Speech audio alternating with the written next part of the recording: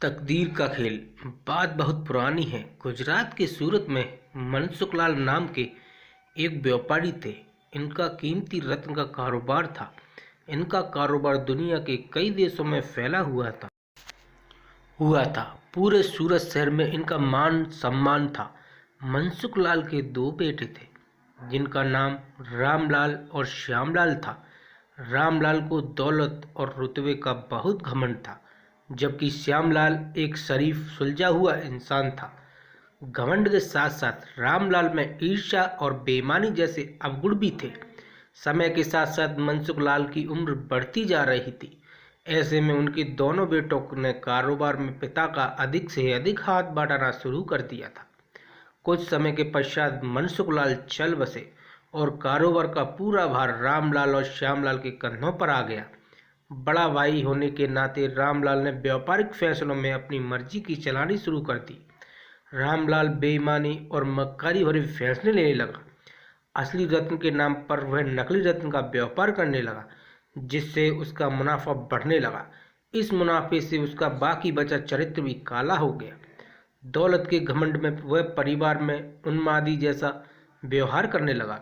दूसरी तरफ शरीफ और सुलझे हुए श्यामलाल को शुरू में रामलाल की बेईमानी का इल्म तो नहीं हुआ, परंतु जब उसने उसके व्यवहार में परिवर्तन देखा तो पूरे माजरे को समझने में उसे ज़्यादा देर नहीं लगी।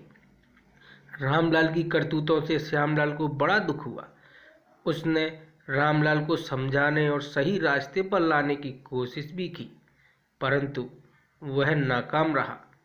उल्टे रामलाल श्यामलाल से खफा हो गया और व्यापार में बंटवारे का बहाना ढूंढने लगा।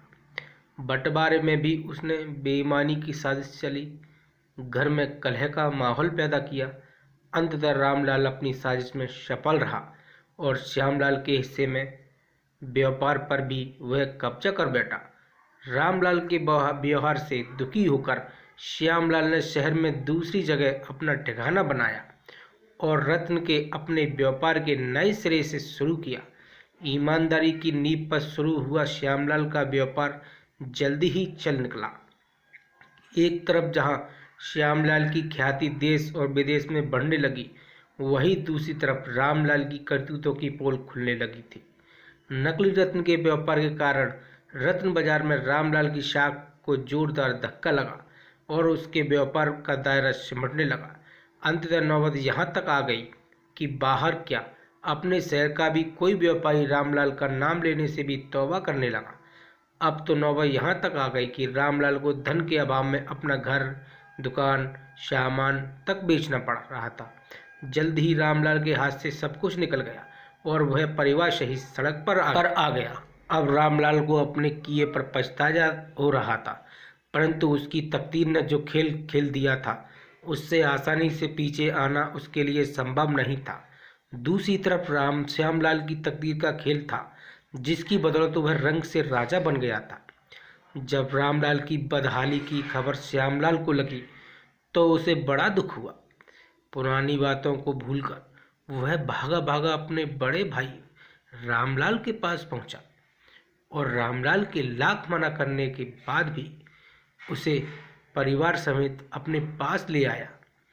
यह भी तकदीर का ही खेल था कि जिस भाई के साथ रामलाल ने बदसलूकी की, उसे सड़क पर पहुंचा दिया था, वही भाई आज उसे सड़क से उठाकर अपने घर में ले आया था। कहानी से शिक्षा। तो दोस्तों, इस कहानी से हमें ये शिक्षा मिलती है कि तकदीर कब किसके साथ खेल खेल दे, इसका अंदाज़ा कोई नहीं लगा सकता। हाँ, इतना ज़रूर है कि आपके कर्म ही आपको तकदीर लिखते हैं। जिस तरह रामलाल और श्यामलाल के कर्मों के आधार पर तकदीर ने उसके साथ खेल खेला था, इसी तरह अच्छे कर्म करते रहना चाहिए। क्या पता कल तकदीर आपके साथ खेल खेल जाए। इसलिए कहते हैं, तकदीर का खेल निराला है।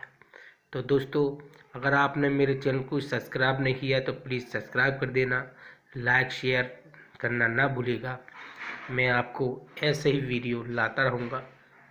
धन्यवाद, तहे दिल से।